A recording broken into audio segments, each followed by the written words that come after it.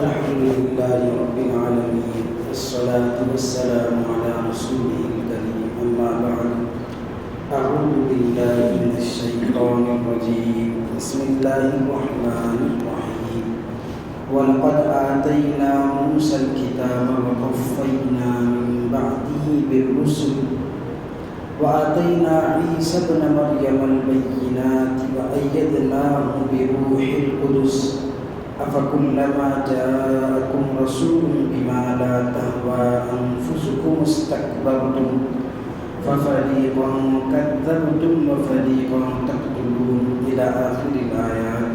صدق الله العلي العظيم وصدق رسوله النبي الكريم ونحن على ذلك من الشاهدين والشاكرين. اللهم صل على محمد النبي الأمي في أول وأوسط وآخر كلامنا. رب اشرح لي صدري ويسر لي أمري واحلل عقدة من لساني يفقهوا قولي رب زدني علما.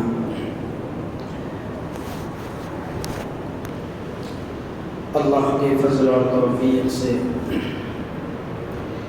درس قرآن کا سلسلہ جاری ہے اور الحمدللہ پارے 1 کے 10 رکوع مکمل ہو چکے ہیں اللہ کے فضل اور اس کے کرم سے. 11ویں رکوع کے آغاز میں اللہ رب العزت انہی یہود بنی اسرائیل کو مخاطب کرتے ہیں. ایسا نہیں کہ اللہ رب العزت نے بنی اسرائیل کو صرف ایک بار ہی میثاق یاد دلایا ہے، بلکہ اللہ رب العزت نے بار بار انہیں میثاق اور عہد و پیمان یاد دلایا ہے. فرماتے ہیں وَلَقَدْ آتَيْنَا مُوسَى الْكِتَابَ، اور ہم نے موسیٰ کو کتاب عطا کی. ہم نے موسیٰ کو کتاب عطا کی. وَقَفَّيْنَا مِن بَعْدِهِ بِالرُّسُلِ، اور ہم نے ان کے بعد ایک کے بعد ایک رسولوں کو بھیجا. ایسا نہیں کہ موسیٰ علیہ السلام کے بعد رسولوں کا سلسلہ ختم ہو چکا تھا، بلکہ بنی اسرائیل میں کئی انبیاء، کئی ہزار انبیاء کرام تشریف لائے تھے. موسیٰ علیہ السلام کے بعد اللہ رب العزت نے رسولوں کا سلسلہ جاری رکھا ان بنی اسرائیلیوں کی ہدایت کے لیے. اس کے بعد پھر وَآتَيْنَا عِيسَى ابْنَ مَرْيَمَ الْبَيِّنَاتِ، عیسیٰ ابن مریم، اور ہم نے عیسیٰ ابن مریم کو واضح معجزات عطا کیے. موسیٰ علیہ السلام کے بعد اللہ رب العزت نے عیسیٰ علیہ السلام کو مبعوث فرمایا اور ان یہودیوں سے خطاب کیا اور ان کو حکم دیا کہ موسیٰ علیہ السلام کے بعد اب عیسیٰ علیہ السلام پر تم لوگ ایمان لاؤ اور ان پر جو کتاب نازل کی گئی ہے انجیل اس کو بھی تم مانو. وہ کہتے تھے اللہ رب العزت نے عیسیٰ علیہ السلام کو کئی سارے معجزات عطا کیے تھے. کوڑی کے مرض کو وہ صحیح کرتے تھے، اس پر ہاتھ پھیرتے تو وہ صحت یاب ہو جاتا. ایک مادرزاد اندھا نابینا جو پیدائشی نابینا تھا، اگر اس کی آنکھوں پر آپ ہاتھ پھیرتے تو وہ بینائی اسے لوٹ آ جاتی. یہ معجزات اللہ رب العزت نے عیسیٰ علیہ السلام کو دیے تھے. اور بعض دفعہ اللہ رب العزت نے اپنے فضل سے عیسیٰ علیہ السلام کو ان کے ہاتھوں میں ایسی برکت دی تھی کہ وہ کسی مردے پر ہاتھ پھیرتے تو وہ زندہ ہو جاتا. تو یہ معجزات جب اللہ نے عیسیٰ علیہ السلام کو دیے تو وہ بنی اسرائیل یہ کہتے تھے کہ ان کے اوپر تو بھوت ہے، بھوت کا سایہ ہے کہ جس کی وجہ سے وہ نئی نئی قسم کی چیزیں دکھا رہے ہیں. تو اس کا بھی اللہ رب العزت نے جواب دیا کہ وَأَيَّدْنَاهُ بِرُوحِ الْقُدُسِ، ہم نے روح القدس کے ذریعے سے ان کی تائید کی. روح القدس یہ حضرت جبریل علیہ السلام کا لقب ہے. روح القدس حضرت جبریل علیہ السلام کا لقب ہے. اللہ نے فرمایا کہ یہ جو عیسیٰ علیہ السلام جو معجزات تمہیں بتلاتے ہیں یہ کوئی بھوت نہیں ہے، یہ تو ہم جبریل امین کے واسطے سے لوگوں کو بتاتے ہیں معجزات. اور اس کا دوسرا مطلب یہ بھی ہے کہ ہم نے قدم قدم پر عیسیٰ علیہ السلام کی مدد کی ہے جبرائیل علیہ السلام کے ذریعے سے، کیونکہ دشمن آپ کے بہت زیادہ ہو گئے تھے، دشمنوں نے آپ کو قتل کرنے کی ٹھان لی تھی، اللہ نے آپ کے قدم قدم پر حفاظت کی اور آپ کو آسمانوں پر اٹھا لیا۔ تو وَأَيَّدْنَاهُ بِرُوحِ الْقُدُسِ، اور ہم نے ان کے روح القدس یعنی جبرائیل علیہ السلام کے ذریعے سے مدد کی، تائید کی۔ اللہ فرماتے ہیں کہ ہم نے تو انبیاء کرام کا سلسلہ جاری رکھا، لیکن اے یہودیو تمہیں کیا ہو گیا؟ أَفَكُلَّمَا جَاءَكُمْ رَسُولٌ بِمَا لَا تَهْوَىٰ أَنفُسُكُمُ اسْتَكْبَرْتُمْ، کہ تمہیں کیا ہوتا ہے کہ جب کبھی تمہارے پاس کوئی رسول آتا اور وہ رسول ایسی باتیں لے کر آتے جو تمہاری خواہشات کے خلاف ہوتی ہے تو استکبرتم، تم تکبر کرنے لگتے، تم گھمنڈ کرنے لگتے، اور یہی نہیں بلکہ فَفَرِيقًا كَذَّبْتُمْ وَفَرِيقًا تَقْتُلُونَ، تم ایک فریق کو تم نے ان کو جھٹلا دیا اور تم ایک فریق کو تم قتل کرتے رہے۔ انبیاء کرام کو بنی اسرائیل کئی ہزاروں انبیاء کرام کے قاتلین ہیں، کئی ہزار انبیاء کرام کے قاتلین ہیں۔ اللہ رب العزت فرماتے ہیں کہ تم نے تو بہت سارے انبیاء کرام کی تکذیب کی ہے اور تم بہت سارے انبیاء کرام کو قتل کرتے رہے۔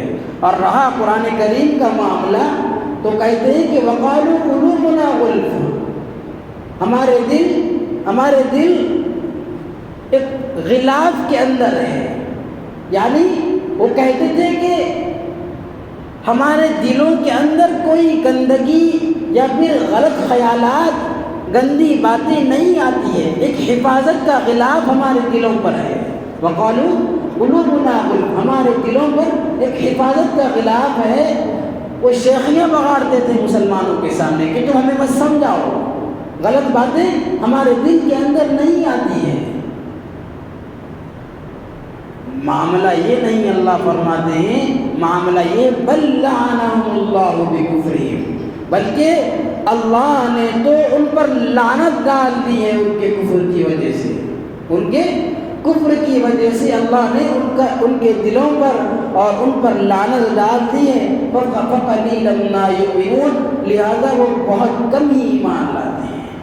بنی اسرائیل بہت کم ہی ایمان لاتے ہیں، اور ان میں سے وہی ہے جیسا کہ عبداللہ بن سلام، یہ ان کا نام آتا ہے کہ جو آپ صلی اللہ علیہ وسلم کے آنے کے بعد بھی آپ پر ایمان لے کر آئے تھے۔ پہلے تورات پر ایمان لاتے تھے، موسیٰ علیہ السلام پر ایمان لائے تھے، آپ صلی اللہ علیہ وسلم کے آنے کے بعد پھر آپ صلی اللہ علیہ وسلم پر ایمان لائے۔ تو فَقَلِيلًا مَا يُؤْمِنُونَ، وہ بہت کم ایمان لاتے ہیں، یعنی ایمان لاتے ہی نہیں ہیں۔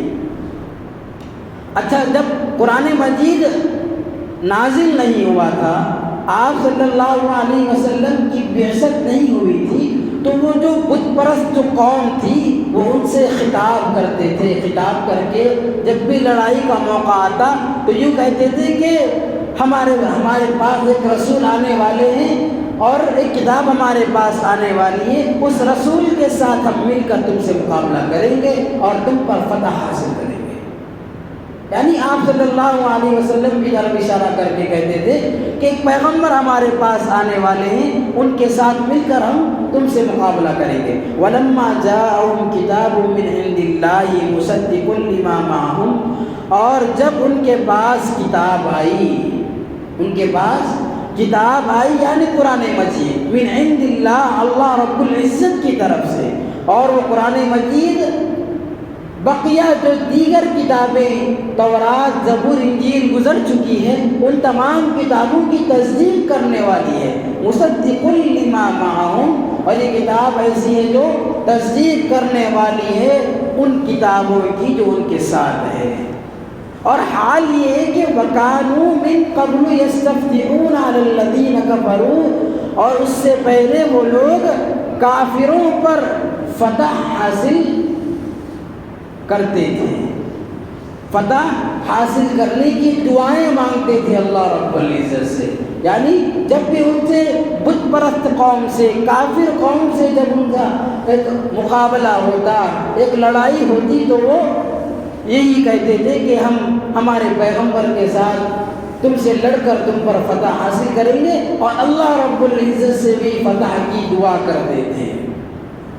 لیکن فلما جاءهم ما عرفوا كفروا، جب آ گئے آپ صلی اللہ علیہ وسلم، فلما جاءهم، بس جب وہ آ گئے ان کے پاس، اور ما عرفوا کفروا، وہ چیز ان کے پاس آ گئی، اس کو انہوں نے پہچان بھی لیا.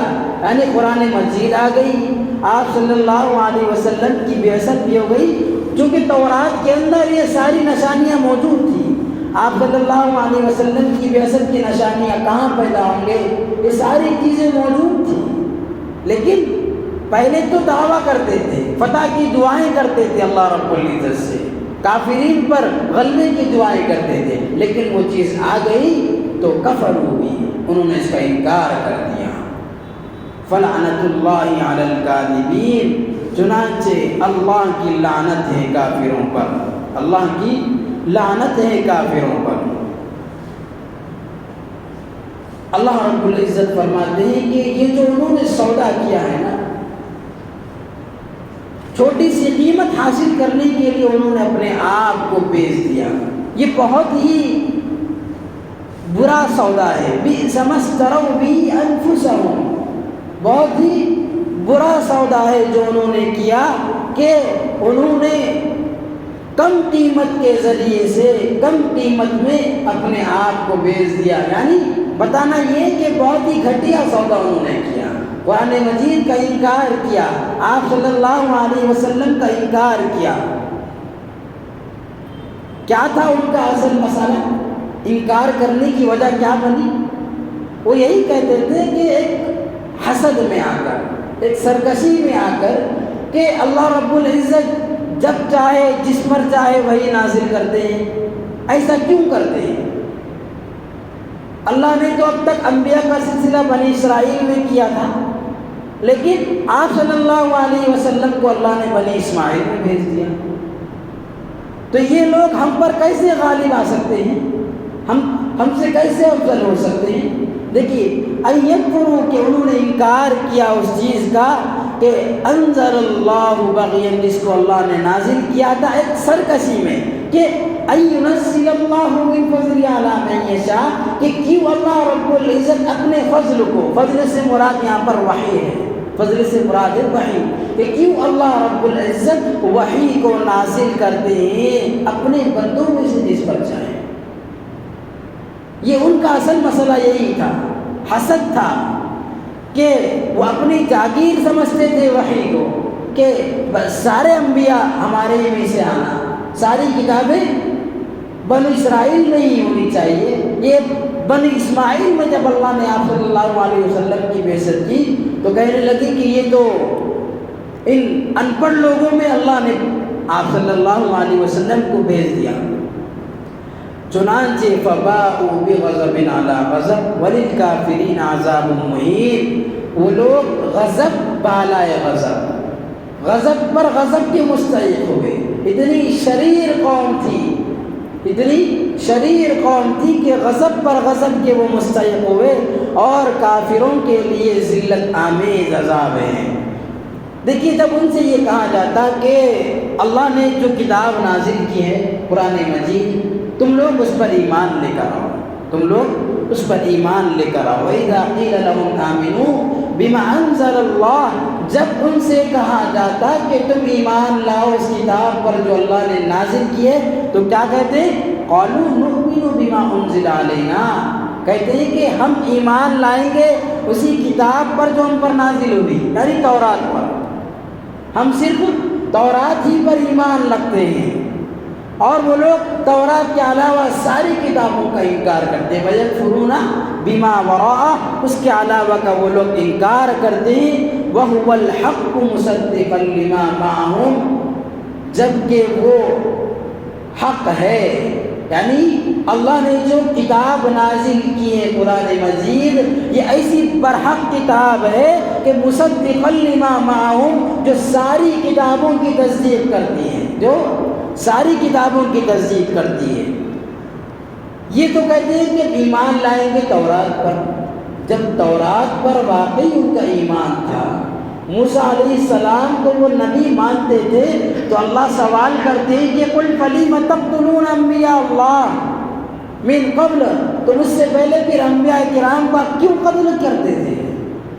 تمہارے پاس انبیاء کرام آئے، اگر تم واقعی تورات پر ایمان رکھتے تھے تو پھر تم انبیاء اللہ کے نبیوں کو تم کیوں قتل کرتے تھے؟ ان کنتم مؤمنین، اگر تم واقعی ایمان والے تھے، یعنی تم تورات پر بھی ایمان نہیں رکھتے ہو، تم نے تورات کے اندر بھی تحریف کر دی ہے، بس زبانی دعویٰ کرتے ہو کہ ہم تورات پر، اگر واقعی حقیقی معنی میں تم تورات پر ایمان رکھتے، اگر تم واقعی مومن ہوتے تو پھر تم اللہ کے نبیوں کو کیوں قتل کرتے؟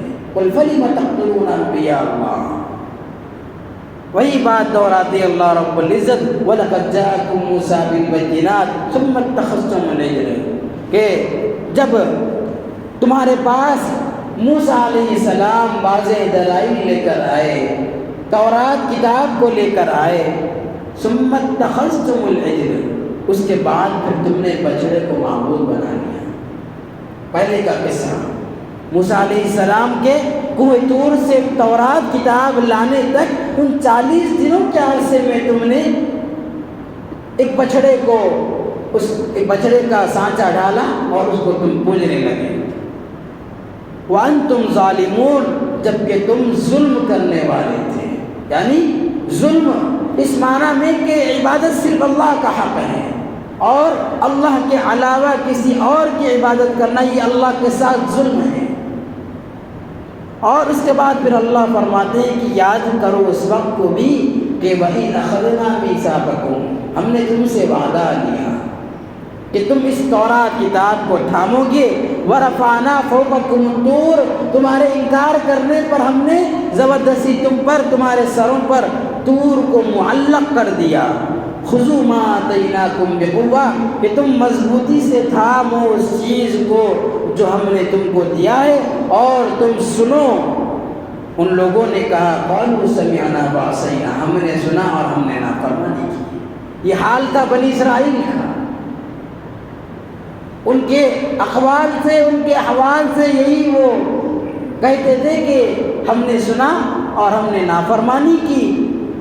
حال یہ اللہ فرماتے ہیں کہ وَأُشْرِبُوا فِي قُلُوبِهِمُ الْعِجْلَ بِكُفْرِهِمْ، مسئلہ یہ ہے کہ اصل ان کے دلوں پر ایک بچھڑے کی محبت ڈال دی گئی تھی، ان کے کفر کی نحوست میں۔ کفر کی نحوست کیا تھی؟ جب اللہ رب العزت نے بنی اسرائیل کو اور موسیٰ علیہ السلام کو فرعون اور اس کے لشکر سے نجات دلائی تھی، اور جب وہ ایک بحر احمر کو پار کر کے وادی سینا میں پہنچے، موسیٰ علیہ السلام اور ان کی قوم بنی اسرائیل، تو ان لوگوں نے اس میدان میں کچھ لوگوں کو بتوں کو پوجتے ہوئے دیکھا، وہاں پر انہوں نے بتوں کو پوجتے ہوئے دیکھا، تو ان بنی اسرائیلیوں نے موسیٰ علیہ السلام سے کہا کہ اجعل لنا الہن کما لہم آلہہ، کہ آپ بھی ہمارے لیے کوئی دیوتا بنا کر دے دیجیے جیسا کہ ان لوگوں نے ایک معبود بنا لیا ہے۔ تو یہ ان کا کفر تھا، کفریہ ان کی بات تھی۔ اس کفر کے نحوست میں جب سامری نے ان لوگوں کے سامنے ایک بچڑا ڈالا تو وہ لوگ اس چیز کو بھولنے لگے، کیونکہ وہ محبت ان کے دل میں پہلے بھی تھی۔ ان لوگوں کو دیکھ کر وہ لوگ یہ کہنے لگے کہ موسیٰ علیہ السلام کو کہ آپ بھی ہمارے لیے کوئی دیوتا بنا دیجیے، کوئی معبود بنا کر دے دیجیے۔ اس کفر کی نحوست میں اللہ نے بعد میں جب موسیٰ علیہ السلام کے کوہ طور پر جانے کے بعد سامری نے ان قوم کے سامنے ایک بچڑا اس کا سانچہ ڈھالا، اور تو وہ لوگ، ان لوگوں کو وہ چیز اچھی لگی۔ اللہ فرماتے ہیں وَأُشْرِبُوا فِي قُلُوبِهِمُ الْعِجْلَ، ان کے دلوں میں اس بچڑے کی محبت ڈال دی گئی تھی۔ کیوں؟ بِكُفْرِهِمْ، ان کے کفر کی نحوست میں۔ آگے اللہ فرماتے ہیں کہ قل بئس ما یأمرکم بہ ایمانکم ان کنتم مؤمنین، اگر وہ اپنے آپ کو اسی معنی میں ایمان والے کہتے ہیں، اگر وہ اپنے آپ کو اسی معنی میں ایمان والے کہتے ہیں تو فرماتے ہیں کہ بہت ہی بری ہے وہ بات جس کا تمہارا ایمان تمہیں حکم دیتا ہے۔ اگر تم مومن ہو، یعنی تم اسی کو ایمان کہتے ہو کہ بس کچھ بات کو مانو کچھ بات کو نہ مانو، من چاہا اپنی زندگی گزارو، انبیاء کرام کو قتل کرتے رہو، انبیاء کرام کی تکذیب کرتے رہو، اگر تم یہی ایمان والے ہو، تمہارا ایمان نہیں ہے تو بس واقعی تمہارا ایمان تمہیں غلط بات کا حکم کرتا ہے۔ قل بئس ما یأمرکم بہ ایمانکم ان کنتم مؤمنین، آپ کہہ دیجئے اے اللہ کے رسول کہ بہت ہی بری ہے وہ بات جس کا تمہارا ایمان تمہیں حکم دیتا ہے اگر تم ایمان والے ہو۔ یہ حکم اللہ رب العزت نے جو تذکرہ چل رہا ہے یہ آپ صلی اللہ علیہ وسلم کے دور کے جو بنی اسرائیل ہے ان سے خطاب ہے، اگرچہ کہ کیا یہ حرکتیں پہلے کی قوم نے، آپ صلی اللہ علیہ وسلم کے دور سے پہلے جو بنی اسرائیل تھے موسیٰ علیہ السلام کے زمانے کے، ان لوگوں نے یہ سارے کام کیے، لیکن اللہ نے حکم دیا اور خطاب چل رہا ہے آپ صلی اللہ علیہ وسلم کے دور کے بنی اسرائیل۔ تو بتانا یہی ہے کہ جو موجودہ دور کے بنی اسرائیل بھی تھے وہ بھی اپنے آباء و اجداد کی حرکتوں سے خوش تھے، وہ ناراض نہیں تھے۔ تو کسی شخص کے غلط عمل سے راضی ہونا اور اس کو نہ روکنا یہ بھی اس کے عمل میں شامل ہونے کے برابر ہے۔ وہی بات ہے کہ جب بندہ کسی شخص کو برائی سے روکتا ہے تو جب تک وہ برائی سے رکا رہے گا اس کو بھی ثواب ملے گا اور اس کو بھی ثواب ملے گا، کیونکہ اس نے روکا ہے۔ اور جب بندہ کسی شخص کو برائی سے روکتا نہیں ہے اور اس کی پیشانی پر بل بھی نہیں آتا، دل میں غلط بھی نہیں سمجھتا ہے، تو یہی سمجھا جائے گا کہ وہ بھی اس کی غلط حرکتوں کے ساتھ شامل ہے اور اس کے ساتھ اس کو بھی گناہ ملے گا، اور جب اللہ کا عذاب آئے گا تو اس پر بھی عذاب آئے گا۔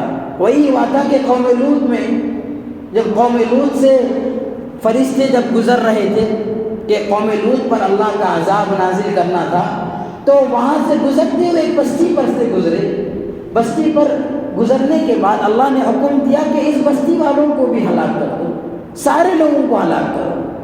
تو انہوں نے ایک بزرگ شخص کو دیکھا وہاں پر، بہت ہی اللہ والا تھا، جس نے لمحہ بھر بھی اللہ کی نافرمانی نہیں کی تھی۔ تو فرشتے پریشان ہو کر اللہ سے کہنے لگے کہ اللہ یہ کیا ماجرا ہے کہ یہ بندہ تو ایسا ہے آپ کا کہ اس نے آپ کی لمحہ بھر بھی نافرمانی نہیں کی ہے، ہمیشہ وہ آپ کی عبادت میں لگا رہا، آپ کے ذکر و اذکار میں لگا رہا، اور آپ کہتے ہیں کہ اسے بھی ہلاک کر دو۔ اللہ کا حکم آتا ہے کہ دیکھو یہ وہ بندہ ہے جو نیک اعمال تو کرتا تھا، جو اللہ کی اور میری عبادت کیا کرتا تھا، لمحہ بھر بھی میری نافرمانی اس نے نہیں کی، لیکن اس کی قوم گندگیوں میں گناہوں میں مبتلا تھی، کبھی اس نے روکنے کی کوشش نہیں کی۔ روکنا تو دور کی بات ہے، اس کے دل میں اس نے اپنے آپ میں اس کو غلط سمجھا ہی نہیں، برا سمجھا ہی نہیں، جو ایمان کا کم از کم درجہ ہے کہ اپنے دل میں اس چیز کو غلط خیال کرو۔ اس کی پیشانی پر بل بھی نہیں آتا تھا، بس زندگی گزار رہا ہے، تو اس کو بھی جہنم میں، اس پر بھی عذاب نازل کرو، کیونکہ وہ بھی ان تمام کے ساتھ شامل ہے۔ بس اللہ رب العزت عمل کی توفیق نصیب فرمائے۔ سبحان اللہ و بحمدہ،